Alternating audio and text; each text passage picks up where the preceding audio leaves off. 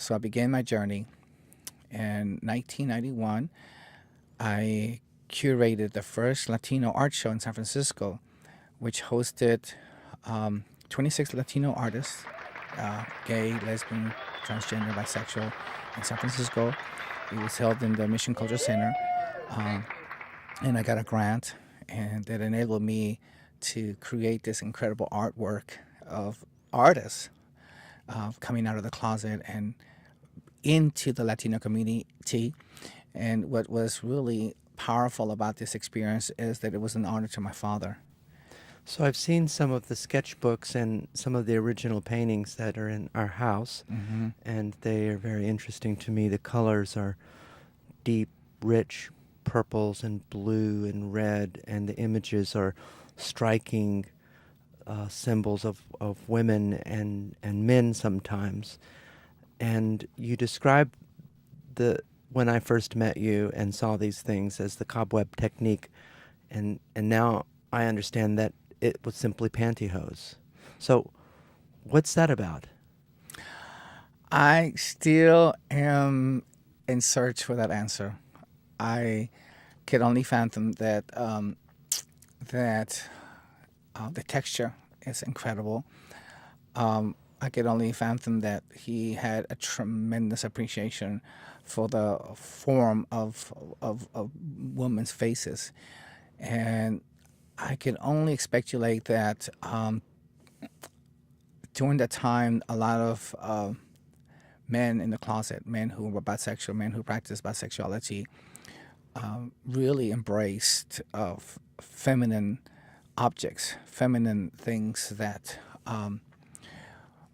were worn by females. And of course, it's makes the woman's legs look beautiful. So I think there's an aesthetic part of the pantyhose that really merged with, how can I create something so profoundly beautiful, pantyhose, into portraits. So he used the pantyhose as a medium, Yes. basically. Yeah.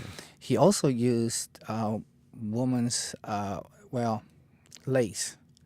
Lace from all over the world, lace that he had acquired from friends and acquaintances that gave him lace from Spain or French lace, and he would and sometimes attach this lace into the pantyhose. So, and into the canvas, and then of course did the oils and acrylics. Tell Chico's, your father's has an amazing history from what you've told me and what I've seen in the books, the journals that he kept. Where is he from? What was his background? He's Mexican, we know, and he was married to your mother, and he lived in Monterey. Hmm.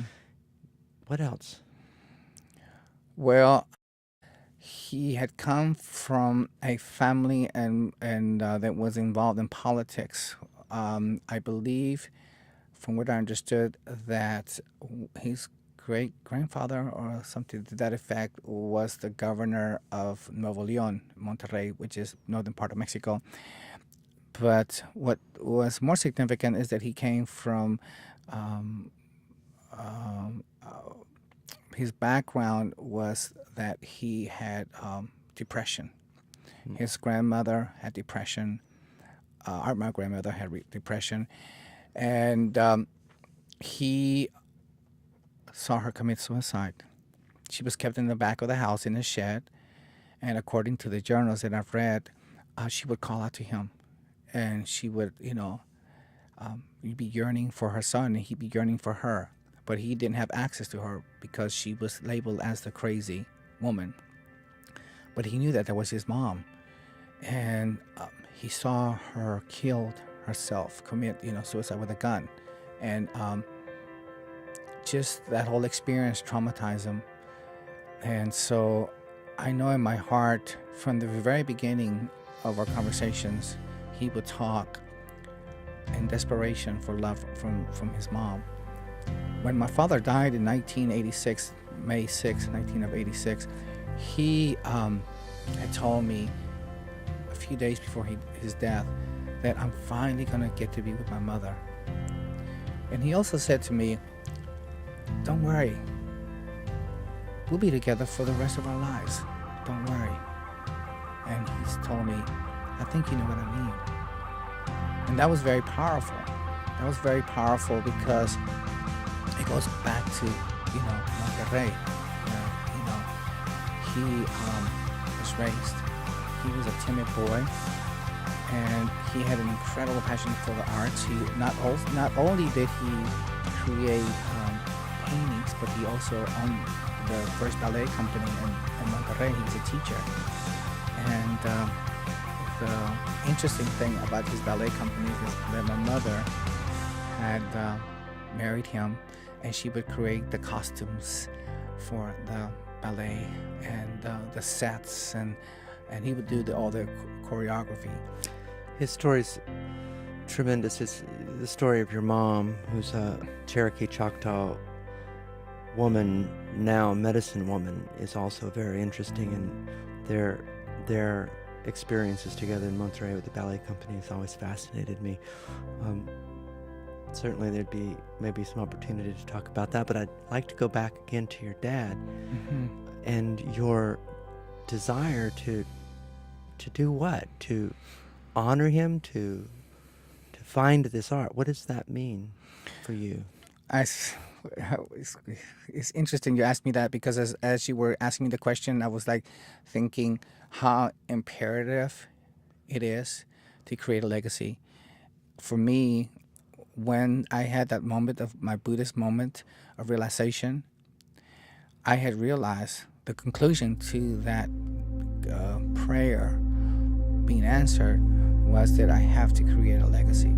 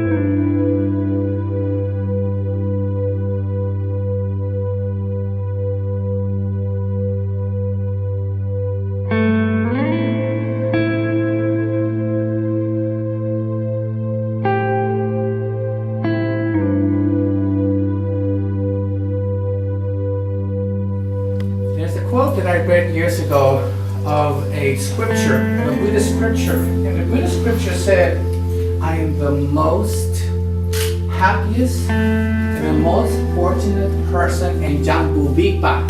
And Jambu Bipa means the world.